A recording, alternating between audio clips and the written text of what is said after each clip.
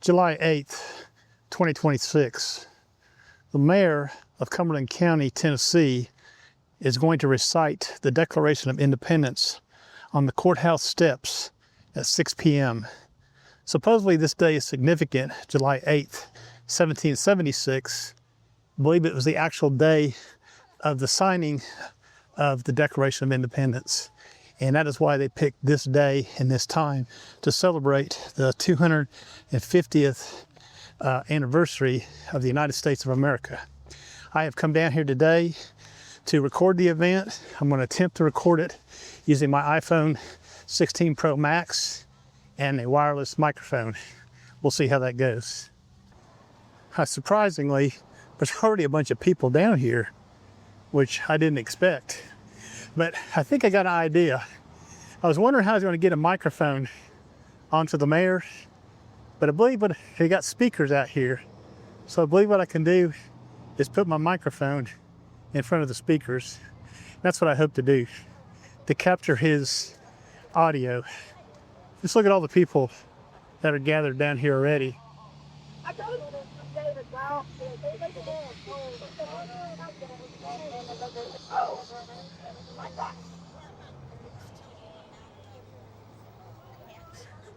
So if you notice down here in front of the courthouse, the flags are at half mast.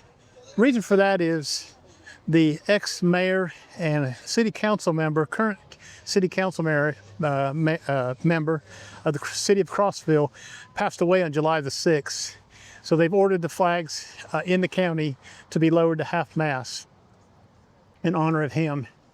He was a great service to the community. He was a businessman. He owned Mayberry's Furniture, which has been a long-standing establishment here since 1945. Anyways, let's see what we can find out what's going on here. A minute here. We'll wait till 6 o'clock to get this started. You got a good looking group behind me, don't we? Thanks, guys.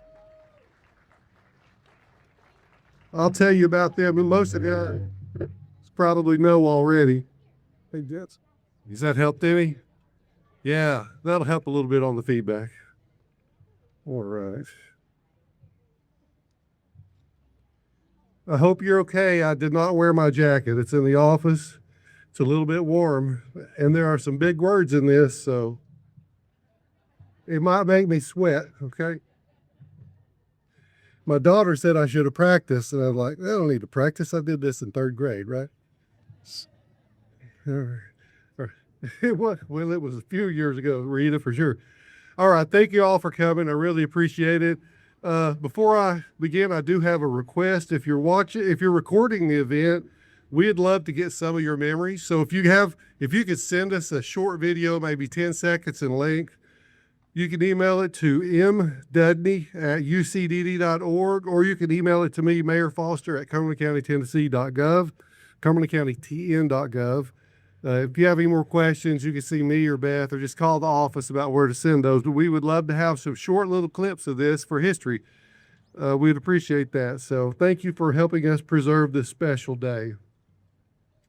As you all know, July 4th of this year marked the 250th anniversary of the adoption of the Declaration of Independence. But today is July 8th, and it marks another very important anniversary. On July 8th, 1776, Colonel John Nixon stood in Independence Square in Philadelphia and read the Declaration of Independence aloud to the public for the very first time. Those gathered heard words that forever changed the course of history by proclaiming that all people are created equal, endowed by their Creator with certain unalienable rights, and that governments derive their power from the consent of the governed. Today, exactly 250 years later, we have the privilege of hearing those same words again. The words you're about to hear are more than words on parchment. They're principles for which this nation, when those ideals, is part of what makes America exceptional. Now, if you're wondering about behind me, the Daughters of the American Revolution have organized these young kids standing around me. Each one represents one of the patriots whose courage gave birth to this nation.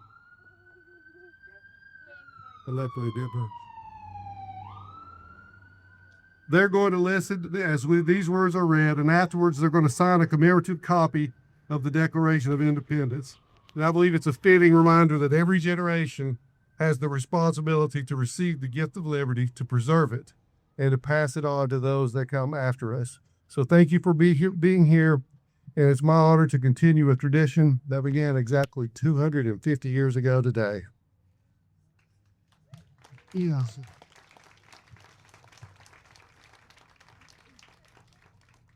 Our Declaration of Independence in Congress, July 4th, 1776. The unanimous declaration of the 13 United States of America. When in the course of human events, it becomes necessary for one people to dissolve the political bands which have connected them with another, and to assume among the powers of the earth the separate and equal station to which the laws of nature and of nature's God entitle them. A decent respect to the opinions of mankind requires that they should declare the causes which impelled them to the separation.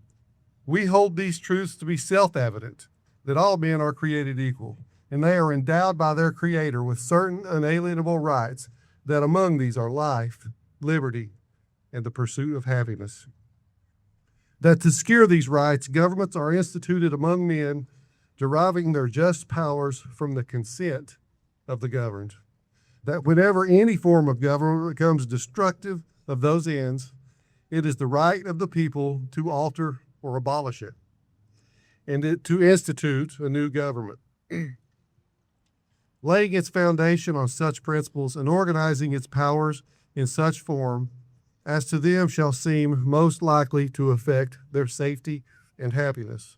Prudence, indeed, will dictate that governments long established should not be changed for light and transient causes.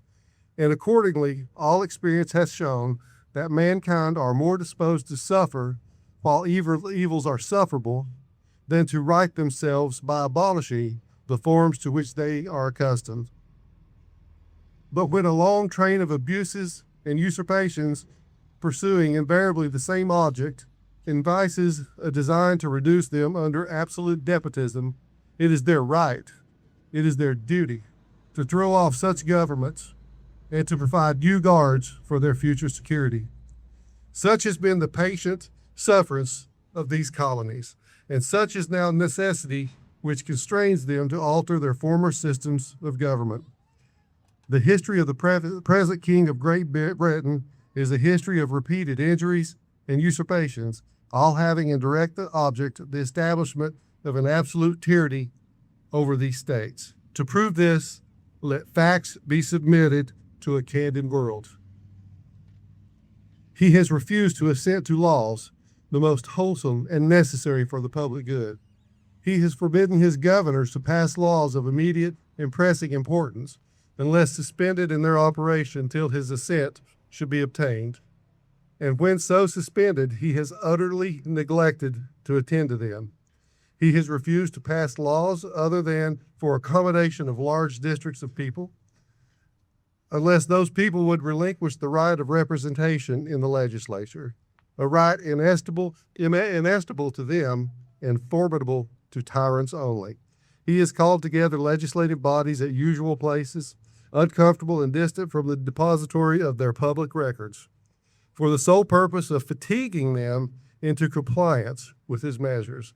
He has dissolved representative houses repeatedly for opposing with manly firmness his invasions on the rights of the people.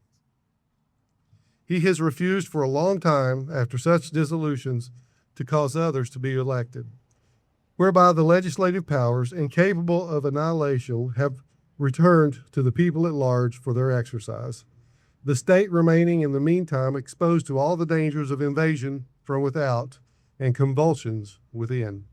He has endeavored to prevent the population of these states, for that purpose obstructing the laws for naturalization of foreigners, refusing to pass others to encourage their migrations hither, and raising the conditions of new appropriations of lands.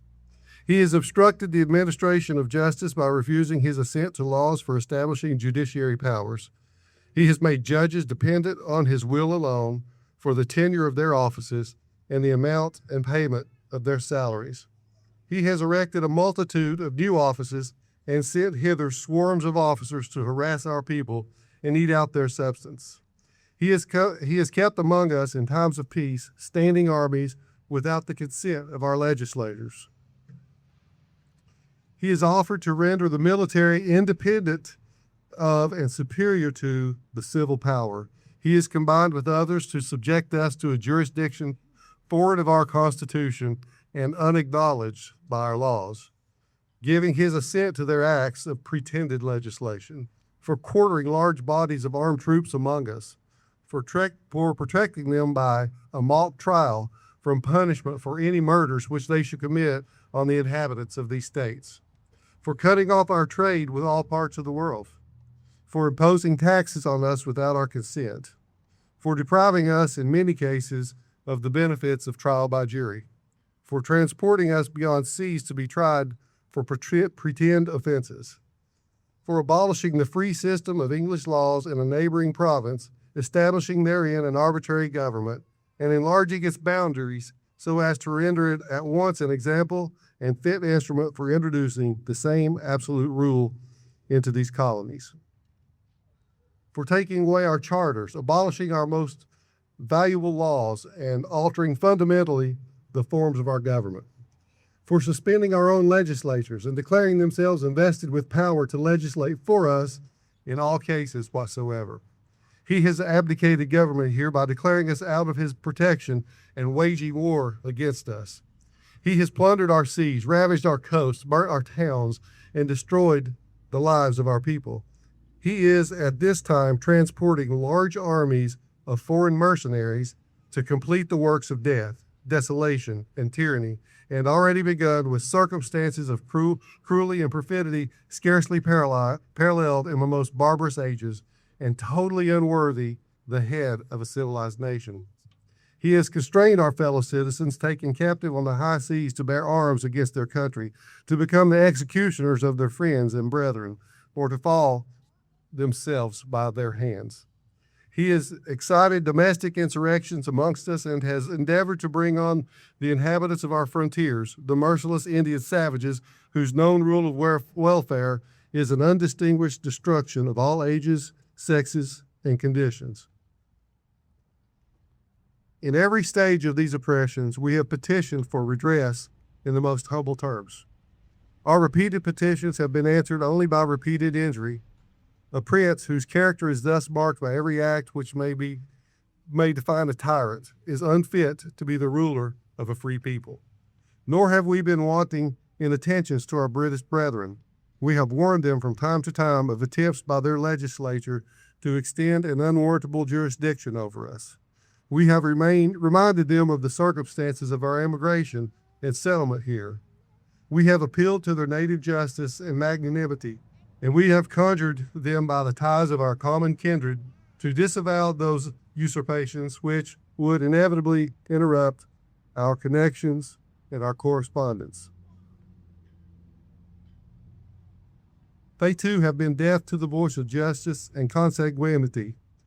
We must therefore acquiesce to the necessity which denounces our separation and hold them as we hold the rest of mankind, enemies in war, in peace, friends.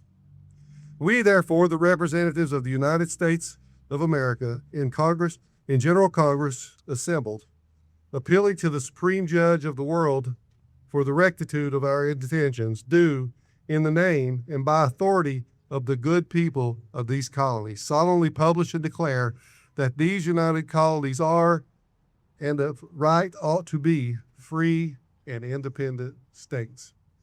They are absolved from all allegiance to the British Crown, and that all political connection between them and the state of Great Britain is and ought to be totally dissolved.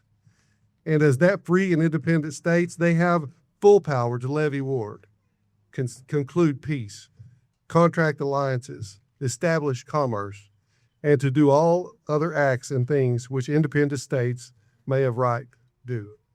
And for the support of this declaration, with the firm reliance on the protection of divine providence, we mutually pledge to each other our lives, our fortunes, and our sacred honor. Anyways, you just Mayor Alan Foster of Cumberland County, Tennessee, recite the Declaration of Independence. And like he said in the very beginning of this event, the last time he read it was when he was in 3rd grade. I think all of us learned about the Declaration of Independence and the Constitution of the United States in our elementary school years. But as we get older, we forget about these things, and it's very good to be reminded of what they had to say.